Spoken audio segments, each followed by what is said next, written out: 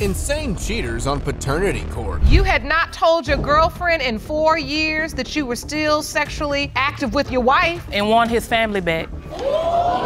She sent me a text and said she was pregnant. The next day she said she had a miscarriage, and then 2 days later she was pregnant That is again. a lie. So I've had doubts the whole time. Yes, you did. You sent the text. When her and I first got together, I saw multiple text messages in her phone from other guys. I was just used. I was shifted from one man to another man. So I had a hard life. I had to struggle. In any kind of way it meant for me to stay alive, I stayed alive. There's this wild episode on paternity court, right? We've got Miss Barrett preggo and clueless about who the baby daddy is. Classic, right? She was pointing fingers at Mr. Mullinex, thinking he was the culprit for her unplanned parenthood.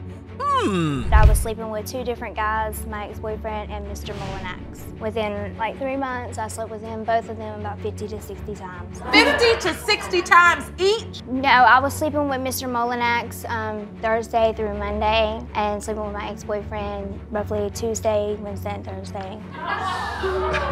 Now, isn't that a beacon of honesty? Miss Barrett also presented a conception calendar to the court. This woman claims she was juggling 2 dudes like it's a circus act. And here was the proof.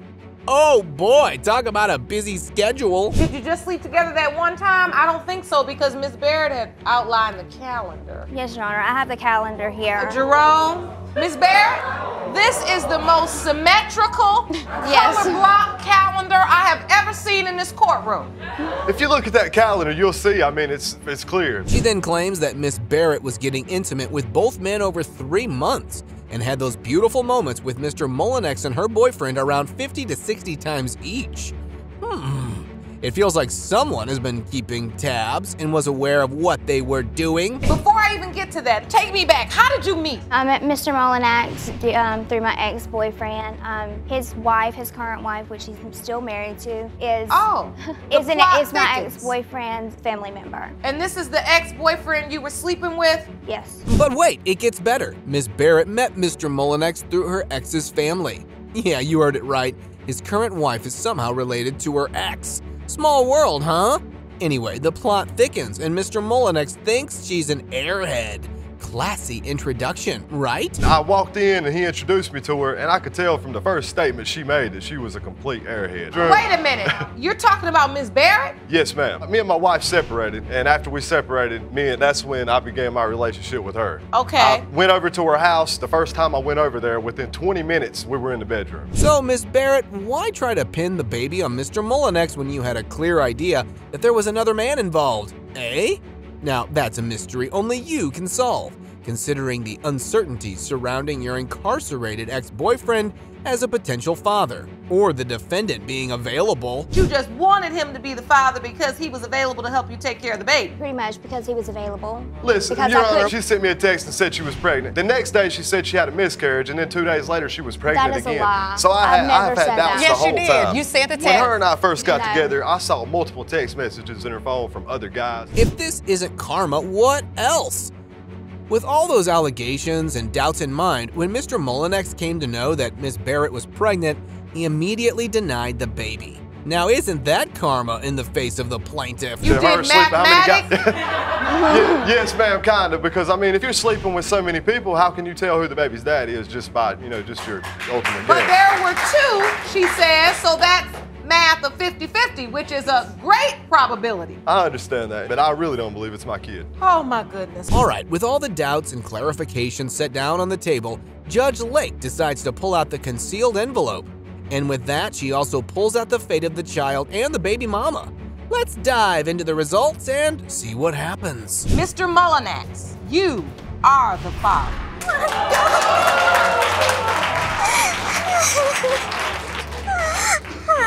Boy, if you don't get over there and at least see if she's okay and she's carrying your child over there crying, step over there. A couple was here at the court with the wife as plaintiff. She admitted her being unfaithful in their marriage, yet claimed both the babies were fathered by Mr. Geeter.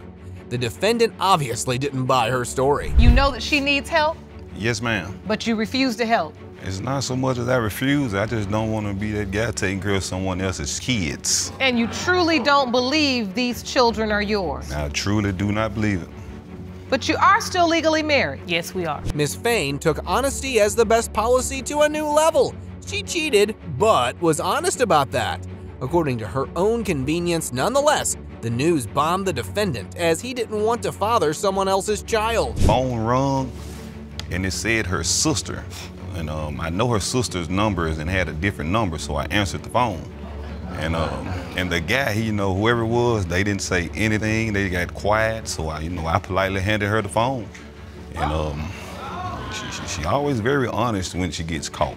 Turns out this was not the only time the wife was caught red-handed by her husband. She developed a pattern and stuck by it. Apparently, whatever was getting outside of her marriage, she couldn't get enough of it. So Miss Fain kept her swindling ways. All right, this was the second time. And the first time is very eerily similar to the second. The same thing. I took her the phone and she told the truth about it. We had our, argument or whatever you want to call it. Then, she told the truth. And, we worked past it. But so you worked past it? Yes, ma'am. When this cheating parade of the wife bore consequences, Mr. Geter on the one hand was straight up with Miss Fain regarding the doubts about the pregnancy. But Mommy on the other hand was persistent that he was her guy, but the husband wasn't ready to play along, as he doubted paternity. However, baby mama sure was sneaky. It seems she didn't come forth with the truth. And why wouldn't you want him to come and he's the father? Oh, I just didn't want him to come. And are you sure it was not because there was some level of guilt within you that this may not be his child? No, he never did come. And this was not just your boyfriend, this was your husband. Husband, yes. Yeah. Legally, because the children are gonna be born within the marriage. Yes. These guys separated 4 years ago because of the baby mama's shenanigans. But they have another 2-year-old whose paternity was also on the line. Seemed like both couldn't help making a mess of things. Yeesh! But wait, as is, things are about to get messier with Mr. Geter, innocent girlfriend who was also in the house. So when's the first time you heard about him still going back and visiting his wife and sleeping with her? Today. So Mr. Geter, you had not told your girlfriend in 4 years that you were still sexually active with your wife? And want his family back. Dirty, dirty, dirty. By the looks of it, this cheating fiasco was a big joke for the plaintiff and the defendant. Instead of dialing down on this hot mess, both are compulsive liars and habitual cheaters deserve each other. Don't you think so? Poor children, I must say. He been asking for a divorce. They could have been going half on it together. They were going half, Miss Ashley. They were going half on the baby. They weren't going half on no divorce. You took it out of my mouth. He want a divorce, he need to pay for it. How about both y'all pay for it? It's just He can pay for it. He can pay for it, because I'm not. He gonna pay for it. Hold on. It was time to put an end to this madhouse. What was needed were some real answers for those kids whose fates were at stake. And we really hope that the DNA envelope will bring some amenability to these people. Mr. Geter, you are not the father.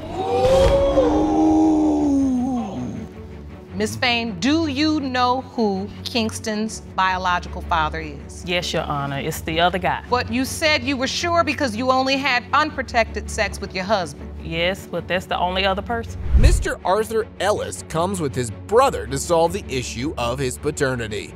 Their mother, Miss Shivers, also slept with John Ellis, the presumed father of Arthur and Mr. McClellan, who is John Ellis's brother.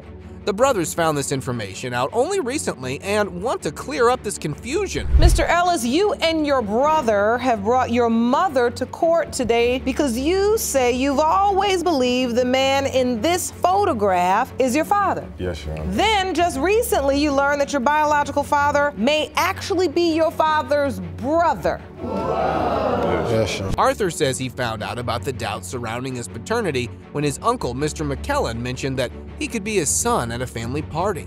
When Eugene is asked, he says he feels no doubt that John Ellis is his father. The mother says Mr. McKellen is probably not the father, but he can believe what he likes. It was basically like a family get-together. It was a family function. You know how people get when they, indulge or whatnot. I guess he overindulged and the truth came to light, so he approached my brother. It's not the truth. Well, believe whatever you want to believe. Okay, we're leaving the door open. Believe what you want to believe. Assume what you want to assume. Yeah. He assumes Ronnie's his dad. Eugene says that the brothers do not hate their mom for what she did, but feel that they have a right to know who Arthur's real father is, because John Ellis always treated Arthur differently and often favored Eugene. He sent Eugene more letters and talked to him more, whereas he barely talked to Arthur when he went to jail. When I was in jail, and he wrote him, send him money, so that made me feel some type of way as well. Unfortunately, we had to take a trip down the road, and my father, he wrote me more than he did my brother, you know what I'm saying? And you don't do that if that's your child, you're supposed to be there through thick and thin like my mom. When Eugene says he is confident about the identity of his father, Miss Shivers replies that there is a chance he could also be some other man's child. This was truly evil to see because Eugene was shocked at having to discover it this way. He had no idea there was a chance he could also not be John Ellis's son. I was married to another man before I left and went to Detroit, and that's when I got pregnant with Eugene, so. Do you feel there are reasonable, credible doubts as it relates to Eugene as well? Yes, Your Honor, maybe so. What? Well, you want to hear it, that's I'm gonna tell you. You ain't never said that before, and I asked you who's my dad? Arthur says Mr. McKellen has called him on every birthday and said he doesn't know if he's speaking to his son or his nephew, but he wants to wish him happy birthday all the same. Both the brothers say Arthur calls Mr. McKellen Uncle Daddy. Ms. Shivers says sleeping with Mr. McKellen was a huge mistake. Therefore, there could be a doubt as it relates to Eugene's paternity as well. Okay, they were basically trading me off. You don't trade off people like that. I was just used. I was shifted from one man to another man. So I had a hard life. I had to struggle, and any kind of way it meant for me to stay alive, I stayed alive. Mr. McKellen says he began feeling as if Arthur may be his child because he's had sex with Miss Shivers in the window of conception when John Ellis had kicked out Miss Shivers and Eugene. He says they had sex more than once. However, Arthur says John Ellis is listed on his birth certificate as the father. We're looking at Arthur's birth certificate. John Ellis is listed as father. Yes, Your Honor. Now, we understand John Ellis is a possible father, and he's also listed on his birth certificate because you say he demanded so when he came to the hospital. Yes. Judge Lauren asks Miss Shivers if there could be any other potential fathers. She says that there's another man by the name of Cool Breeze who could potentially be Arthur's father. Judge Lauren says there's a lot of hurt and confusion in this family, and only the DNA tests can resolve it now. It has been determined by this court. John Ellis is your father. I know what I did. I needed that.